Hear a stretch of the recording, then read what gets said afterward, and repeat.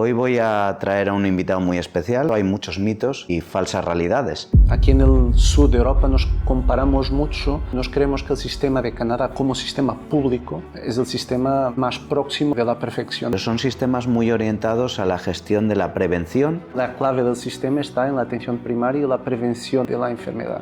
El nivel formativo es muy bueno. Holanda, Emiratos, Estados Unidos, Sudamérica. En Portugal hay una gestión totalmente centralizada.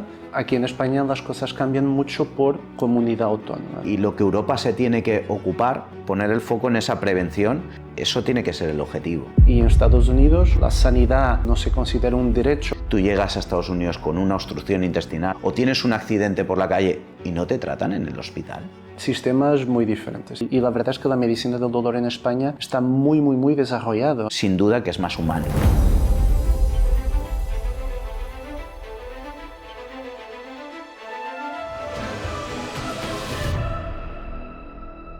Hola, buenos días. Estamos en un nuevo episodio del podcast Piratas del Dolor. Hoy voy a traer a un invitado muy especial que, además de un gran especialista, tiene una amplia experiencia en varios sistemas sanitarios. Aparte es buen amigo y un gran profesional. Quiero que nos aterrice un tema muy sensible, por tanto en cuanto hay muchos mitos y falsas realidades, que es las diferencias entre los sistemas sanitarios. Por desgracia, los sistemas sanitarios cada vez están más exigidos a nivel mundial y la cuestión está en que obviamente siempre como usuarios queremos más. Nada es perfecto, pero como profesionales debemos esforzarnos en cada vez conseguir lo mejor para nuestros pacientes.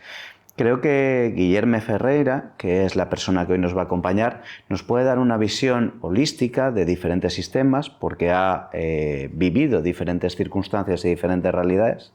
No es un profesional de la gestión, pero sí que es un médico que ha convivido con diferentes experiencias y creo que nos puede traer pues, una visión desde el campo. Y bueno, sin más dilación, os presento al doctor Guillerme Ferreira dos Santos, Buenos portugués. días, un placer. Y buen amigo que trabaja, desde hace, ¿qué son? ¿Ya año y medio, dos? No, casi tres años. Bueno, ¿cómo pasa el tiempo, Gui? Pues bueno, lo conocemos todos por Gui y trabaja desde hace 3 años, casi 3 años, en Barcelona. Tenemos la suerte de tenerla allí y contar con su experiencia. Gui se formó en Portugal como médico rehabilitador, hizo allí la carrera de medicina, posteriormente la especialidad en rehabilitación y luego ha tenido un peregrinar buscando la excelencia médica en diferentes sistemas sanitarios, entre los que está el sistema americano, donde hizo una estancia en la prestigiosa Mayo Clinic, y en el sistema canadiense. Cuéntanos un poquito. Pues yo me formé en Portugal, como comentabas, hice ahí la carrera. Después hice mi residencia médica en rehabilitación o fisiatría, como le llamamos.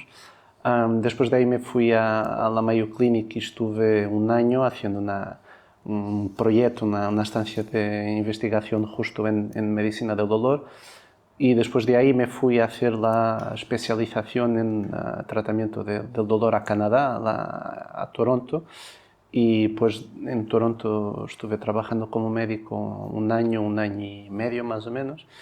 Y pues justo ahí de Toronto vine a Barcelona al Hospital Clínic, que es donde estoy desde hace 2022. ¿Sí? O sea, hará 3 años ahora, sí. Cumples 3 añitos con nosotros. Sí, verdad. Bueno, sistemas muy diferentes, ¿no? Sistemas muy diferentes. Sí. A ver, el sistema portugués y el sistema de España no son muy diferentes. La diferencia principal es que el sistema de Portugal, pues la gestión es totalmente centralizada. O sea, hay un pagador único, el gobierno, todos pagamos nuestros impuestos. ¿Sí? Como aquí en España, la diferencia es que para el médico y para el paciente da más o menos igual que uno se trate en Lisboa o en Oporto o en Algarve. Es verdad que las listas de espera no son exactamente las mismas para el mismo tratamiento si estás en Lisboa o más en el interior o más en Oporto, cambia un poco por hospital.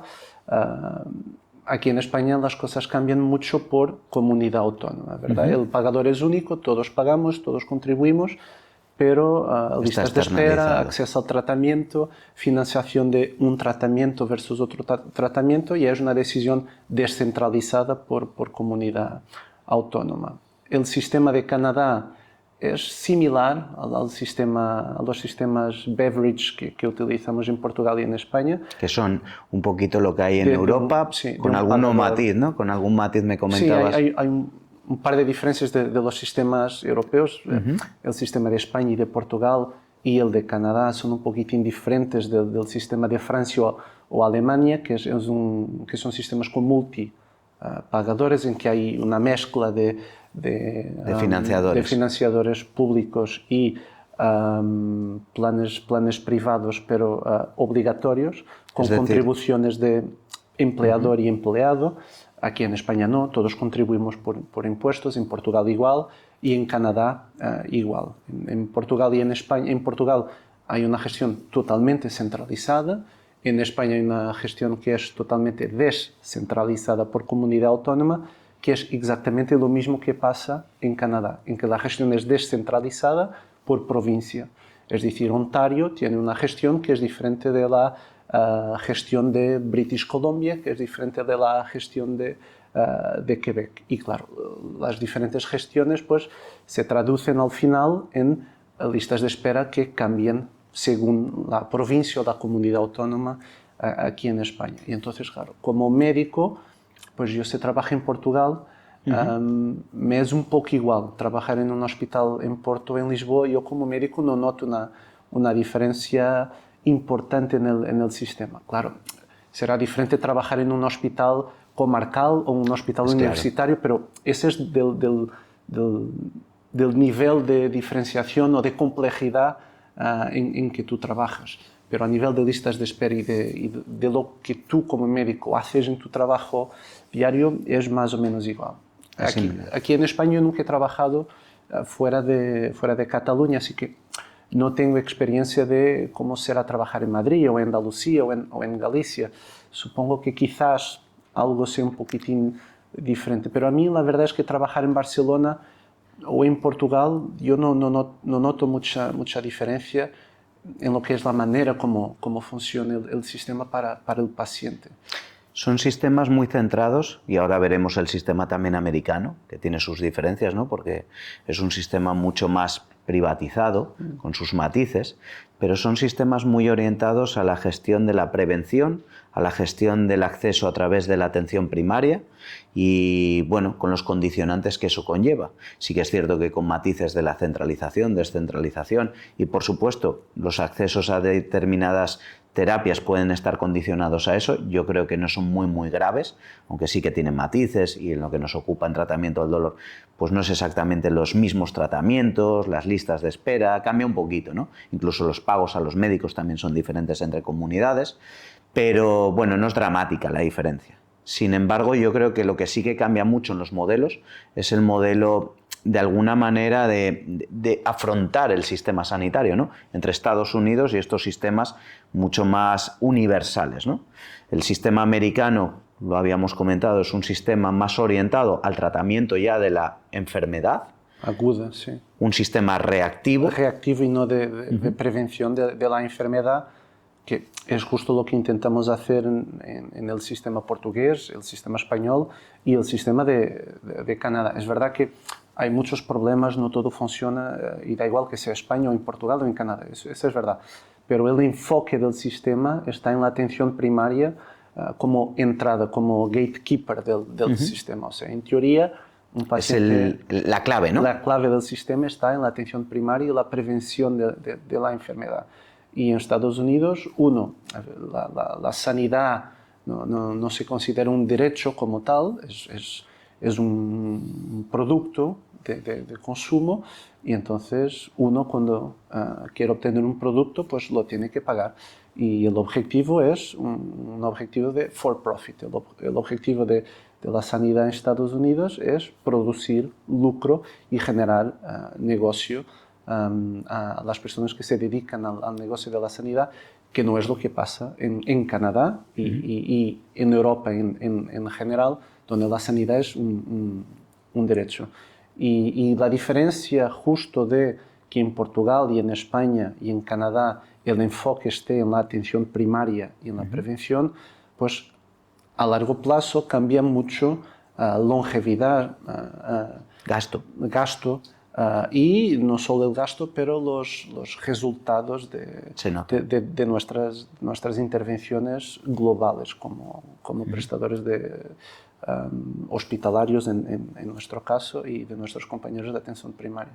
Entiendo que al final en el modelo europeo, de España, Portugal, Canadá, Brexit, va más orientado a encontrar cuanto antes la causa, cuanto antes tratarla, y eso también condiciona, como hemos visto en los datos globales, el mayor gasto de PIB destinado a lo que es el tratamiento de los determinados individuos del país. Es decir, habíamos leído el 17,6% en Estados Unidos y que en Europa está en la mitad. Y que además eso tampoco se ve reflejado en una mayor longevidad. Sí que es cierto Ajustes al jefes. Que al final es lo contrario. Sí que es cierto que al final yo creo que el foco tiene que ser que abordamos el problema de diferentes maneras y que probablemente la deriva y lo que Europa se tiene que ocupar, no nos metemos demasiado en ello, no somos políticos, pero es en el hecho de poner el foco en esa prevención y en ese refuerzo a las unidades de atención primaria, porque es la forma de abordar el problema de este modelo. No tanto un modelo tan reactivo, basado en el tratamiento de la enfermedad, del superespecialista, porque si ese es el modelo, que es un modelo más americano, obviamente conlleva un mayor gasto para poder atender en condiciones a los pacientes. Y eso también se refleja en diferentes listas de espera. Porque lo que es la filosofía está clara, que yo creo que nadie discute, que el modelo europeo es más humano, no voy a decir justo, no justo, no me voy a meter en eso, pero sin duda que es más humano, ¿vale? Y es el que nos gustaría que a todos que existiese en todos los países del mundo. Sin embargo, hay que encontrarle la sostenibilidad y de alguna manera la eficiencia. Eso es importante. Hemos visto que las listas de espera, bueno, las últimas décadas, yo supongo que en Portugal los ha pasado lo mismo, se han ido aumentando, y dentro de lo bonito que es la filosofía de los sistemas, y de lo eficiente que es el gasto probablemente comparativo a otros sistemas, habrá que analizar cuál es la condición de los agentes, de los individuos con respecto a los tratamientos, ¿no? Que es listas de espera. Los modelos aquí en España es la contribución a base de impuestos de un modelo universal derivado a las comunidades autónomas con una coexistencia en un modelo privado puro y duro que paga el individuo, el paciente o que paga a través de aseguradora y que cada vez es más frecuente en el sistema sanitario español. Y en Portugal, exactamente lo mismo. Sí. Versus un sistema como el americano en el cual es totalmente privado, pero que tiene algunos matices de algunos grupos poblacionales de exposición, Medicare, Medicaid, pues mujeres embarazadas, ancianos, bueno, hay grupos poblacionales que tienen ese tipo de asistencia. Sí que es cierto que tú has estado allí, creo que es importante dentro de ese modelo americano en el cual pues más orientado hacia la ganancia, ¿es verdad esos mitos que existen de que tú llegas a Estados Unidos con una obstrucción intestinal, una apendicitis o tienes un accidente por la calle y no te tratan en el hospital? ¿Eso es real? Quiero decir, ¿te van a dejar morir? ¿Primero te piden el dinero para operarte? ¿Eso es así? No, porque esa creencia está muy instaurada aquí, que te van a dejarte morir mientras no pagues. Sí. ¿Es tan crudo o hay matices? Hay matices, es verdad lo que comentábamos. Uno, que hay grupos de la población, grupos más vulnerables, de población vulnerable, sean personas más ancianas, sean embarazadas, sean población pediátrica, que tienen tipos de cobertura federal o estatal que no lo tiene la población que no pertenece a estos grupos. Y hay los programas Medicaid y los programas Medicare y Medicare Advantage, que son programas con cobertura de una parte federal y que después se pueden ampliar más o menos según el estado, pero no es verdad que no te traten si tú tienes una apendicitis aguda y estás ahí por lo que sea, trabajando o viajando. Ahora, es verdad que te tratan, pero después te lo intentan facturar. Y te llegará la cuenta y después ya veremos. Asumirás. Y después ya veremos cómo la podrás asumir o no. Pero eso no es verdad. O sea, te tratarán lo que es el tratamiento de emergencia o de urgencia quizás también, te tratan. Pero es verdad que después tú tendrás que asumir el pago de... Y la diferencia principal está en el coste total para el individuo. Aquí es igual, si tú eres un paciente extranjero que viene de viaje a España y no se hizo, por lo que sea, un seguro de viaje y te pasa algo y tú te vas a un hospital, sea privado o público, te tratarán. Y después tú tendrás que asumir el coste del tratamiento. Pero claro, lo que es la diferencia del coste del tratamiento cambia mucho si estás en Madrid o en Barcelona o en Lisboa. Que Nueva York o Miami. Si estás en Miami o en Chicago o en Nueva York. Perfecto. Bueno, el sistema americano yo creo que más o menos claro es un sistema complejo, está claro. Al final es un sistema que, sobre todo para los tratamientos crónicos, cuando no tienes un trabajo o probablemente te has quedado sin esa cobertura del seguro, que muchas veces, corrígeme, viene financiada por tu empleador, ¿no? Sí. Lo habitual ahí es que tengas un seguro de salud que viene o pagado totalmente o copagado con el empleador, ¿no? Y incluso es muy normal que una de las prioridades cuando tú te buscas un nuevo empleo sea qué tipo de seguro tu empleado te pagará, que es algo que aquí en Portugal y en España no te preocupas de eso. No te preocupas tanto. Es verdad que algunas personas ya lo buscan de alguna manera, pero no tiene nada que ver con la preocupación que los americanos tienen cuando se cambian de empleo. En Canadá es más o menos igual que aquí, o sea, no es una preocupación muy prioritaria de las personas cuando se buscan un nuevo trabajo, qué tipo de seguro privado usted me podrá pagar. Proporcionar a mí y a mi familia, ¿no? A mi familia, sí. Porque al final es una cobertura que muchas veces dan a toda la familia, ¿no? Se negocia, ¿no?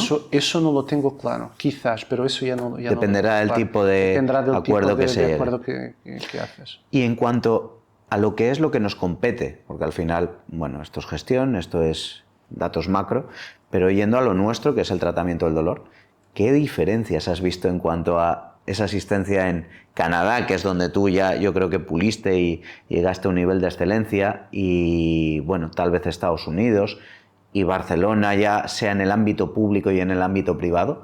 ¿Qué diferencias has visto tú, tanto condicionadas? Porque, claro, los sistemas europeos y tal vez el canadiense, viene esa asistencia universal, viene muy condicionada también por listas de esperas muy amplias, lo cual condiciona en nuestra asistencia a pacientes crónicos, que a veces los tratamientos lleguen muy demorados, en pacientes que han sufrido mucho, lo cual condiciona pues situaciones como sensibilización central, condiciones médicas que luego son más difíciles de abordar y, por supuesto, condiciones psicológicas, psiquiátricas que pueden concurrir, ¿no?, con el proceso doloroso. ¿Cómo se diferencia eso? ¿Qué has visto tú así en grande en la asistencia en los sistemas sanitarios a los que has dado servicio? Yo creo que a veces hay un mito que tenemos aquí en Europa, que es, claro, aquí en el sur de Europa nos comparamos mucho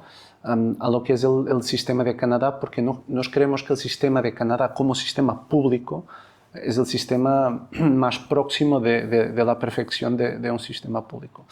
Y entonces yo justo cuando me fui ahí, yo creía que el sistema funcionaría pues casi de una manera perfecta, es decir, que las listas de espera serían nulas o muy pequeñas o de un par de semanas.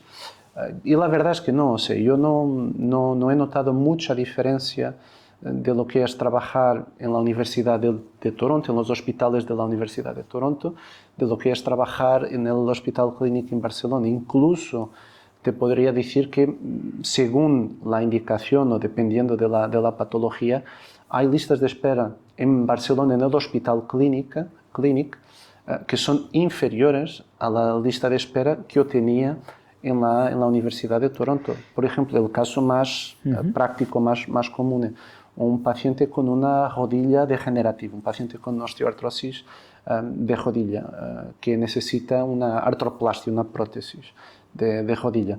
La lista de espera en Barcelona, en el sistema público, ahora creo estará entre los 3, 4 y los 9, 12 meses. O sea, un paciente esperará entre 3 meses y un año para una cirugía de una prótesis de una artroplastia de rodilla. En Canadá, en Toronto, en 2021-2022, cuando yo estuve ahí, las listas de espera eran muy iguales. O sea, yo tenía pacientes que esperaban un año por una artroplastia de rodilla. Y yo, antes de irme a Canadá, yo creía que no, o sea, que las listas de espera en Canadá estarían muy por debajo de las listas de espera de Portugal y de España. Y en Portugal, yo no tengo los datos muy claros ahora, pero cuando yo trabajaba en Portugal, la lista de espera era más o menos parecido. 6, 12 meses para una cirugía ambulatoria electiva de traumatología. O sea, no he visto una diferencia muy grande en lo que es el acceso a la cirugía una vez programada. A la cirugía una vez programada. Una pregunta, porque claro, esto al final es un viaje, ¿no? No es programado y me opero, que es importante y es al final el dato que se toma. Pero yo creo que más importante es acudo al médico de atención primaria, que al final es, bueno, relativamente rápido, ¿no?, la asistencia, y desde que él me ve hasta que yo consigo ser tratado del proceso. ¿Crees que hay diferencias? Es decir, porque sí que yo creo que aquí en España esa puerta de entrada desde la atención primaria a los especialistas está desbordada, o me da una sensación de desborde. ¿Esa situación la has palpado en el sistema canadiense similar? ¿Está en la misma necesidad de refuerzo? Porque yo creo que, es más, a los hechos, bueno, los políticos lo hablan habitualmente, la necesidad de reforzar la atención primaria desde las universidades, desde los sistemas de MIR, desde aumentar las plazas, motivar a que los médicos cojan esa especialidad, bueno, conseguir que sea ese papel tan relevante que tiene dentro de nuestro sistema sanitario, es un objetivo sanitario, pero ¿crees que esto ocurre y es ese mismo grado de preocupación en el sistema canadiense? Sí, más o menos igual. Y yo tenía una lista de espera para primeras visitas dependerá si hablamos de dolor oncológico, de dolor orofacial, que en general en medicina del dolor son los pacientes que llamamos P1, los pacientes más prioritarios que se visitan en menos de un mes en general, o incluso los tendríamos que visitar en 2 semanas, eso sería lo ideal. Pero en Canadá yo tenía una lista de espera para primeras visitas similar a la que tengo en Barcelona. En Portugal la lista es, o era, ahora no tengo los datos muy claros, pero creo que no haya cambiado mucho, superior, porque la medicina del dolor todavía no está en el mismo punto de desarrollo en Portugal que está en España. Yo creo que aquí en España, en muchos, en especial en medicina del dolor, en nuestro campo, la gente de España quizás no lo vea como lo veo yo, porque yo no soy de aquí. Cuando llegué aquí, pues vine y la verdad es que la medicina del dolor en España está muy desarrollada, o sea, y da igual que sea en comparación con Estados Unidos o con Canadá o con Inglaterra o con Bélgica.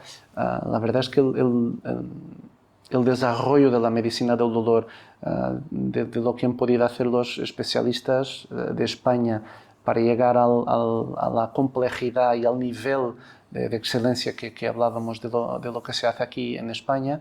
Yo lo veo en Barcelona, pero a ver, yo contacto contigo de Valencia, con compañeros de Madrid, con compañeros de Sevilla, con compañeros de Vigo, y el nivel de excelencia del cuidado al paciente con dolor crónico es un nivel muy alto. Claro, hay problemas de acceso, no tanto de acceso, hay problemas de lista de espera, pero cuando uno llega al médico indicado para hacer el tratamiento, en general el nivel del tratamiento que el sanitario, que el profesional proporciona al paciente es de lo mejor que yo he visto en mi vida. Es decir, yo no he visto los médicos de la Universidad de Toronto proporcionar tratamientos de más complejidad o con resultados superiores clínicos, resultados clínicos prácticos superiores ahí en Toronto que yo veo en Barcelona. O sea, nunca lo he visto.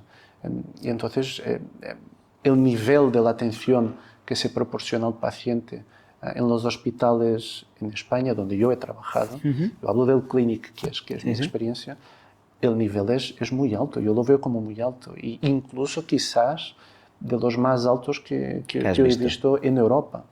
Hablo de Europa porque yo hago, lo comentábamos mucho, yo hago muchos cursos y enseño mucho algunas técnicas de dolor en cursos por Europa, y viajo mucho a Bélgica, por ejemplo, y el nivel de Bélgica es muy alto, pero yo no veo que sea superior al nivel de lo que hacen los médicos aquí en España.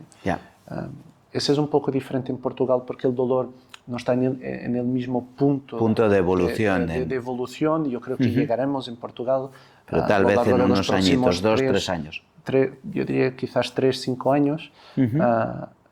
Pero en España el nivel es muy, muy alto. Y yo creo que aquí en España somos muy privilegiados, es decir, porque si por lo que sea nos toca una neuralgia postherpética o una neuralgia de trigémino, estas patologías que son muy complejas, con dolor muy intenso, con dolor muy frecuente, que son muy difíciles de tratar, los hospitales en España y los médicos del dolor en España están muy bien formados y proporcionan tratamiento de primer nivel a los pacientes.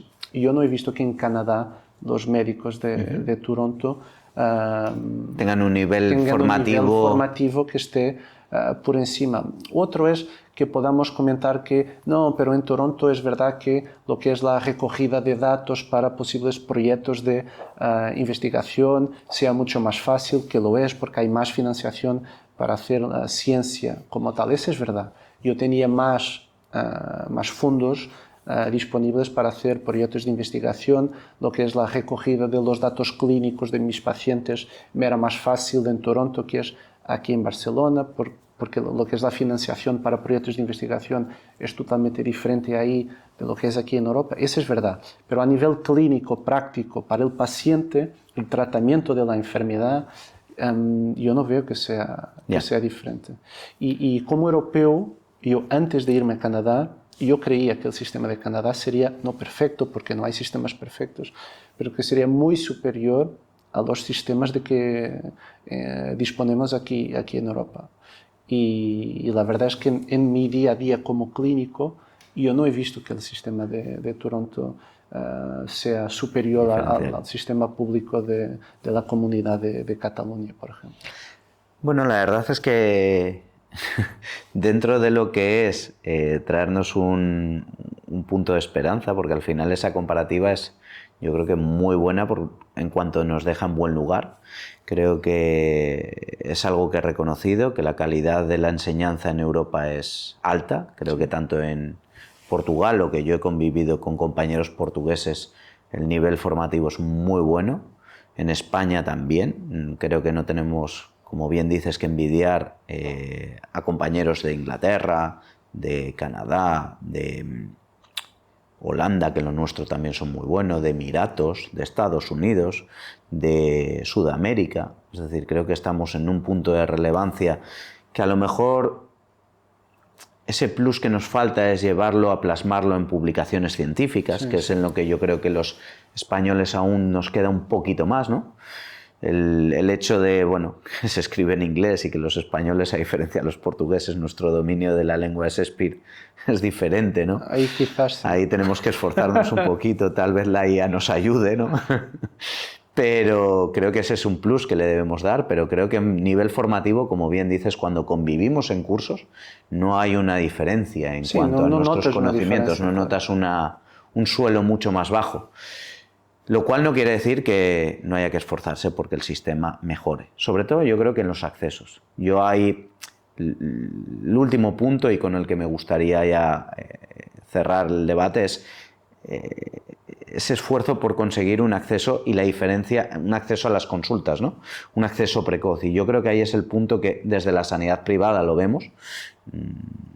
No estoy yendo en contra de la sanidad pública, estoy diciendo que yo he notado una diferencia en mi práctica como médico, en los resultados cuando ejerzo en una sanidad que me permite acceder a los pacientes de forma rápida. ¿Qué quiero decir? Que cuando el paciente... programar un procedimiento en una rápido, semana... Sí, que todo sea ágil.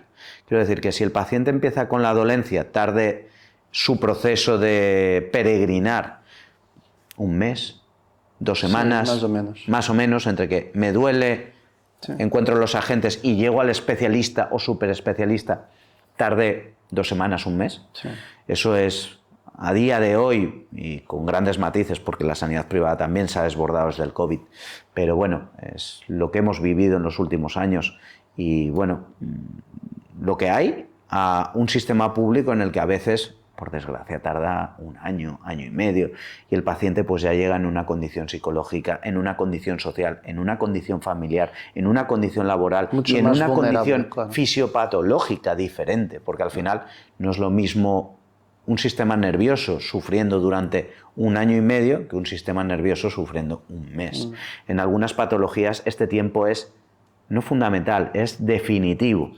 Un síndrome de SUDEC no es lo mismo tratarlo, un síndrome de dolor regional complejo, no es lo mismo tratarlo a los 3 meses a los 3 meses que a los 2 años. A los 2 años. Los resultados son dramáticamente diferentes. Entonces creo que ahí es lo que debemos conseguir, que se nos escuche, que se esfuerce y que se amplíe. La medicina del dolor yo creo que es global, no involucra a un único agente.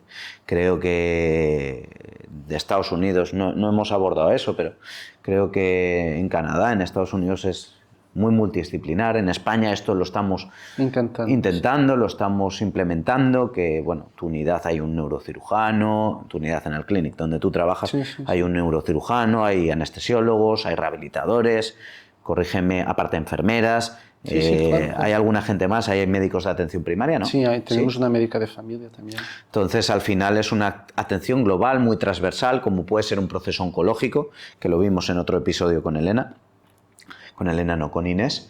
Y la cuestión está en que yo creo que eso tiene que ser el objetivo, conseguir una atención cuanto más temprana, más dirigida a la fisiopatología y que el acceso sea precoz, con el objetivo de no solo tratar antes, sino luego posteriormente conseguir que los diferentes agentes intervengan. Y hay papeles como el tuyo, como rehabilitador o compañeros tuyos, no solo por el hecho de hacer la técnica, porque al final dices trato el dolor, lo mejoro, pero luego hay que rehabilitarlo. Y ese es el desafío.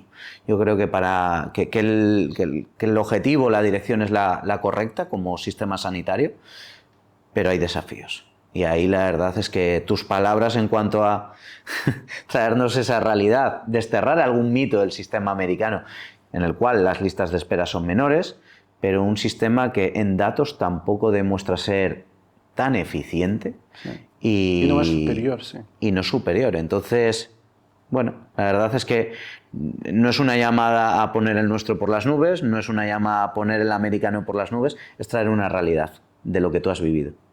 La verdad Gracias. Es que te estoy muy agradecido. Bueno, yo igual, un placer. Gracias, Guy, y bueno, esperemos que no sea la última vez que te veamos por aquí y que nos puedas enseñar muchas más cosas. Gracias. Gracias a ti.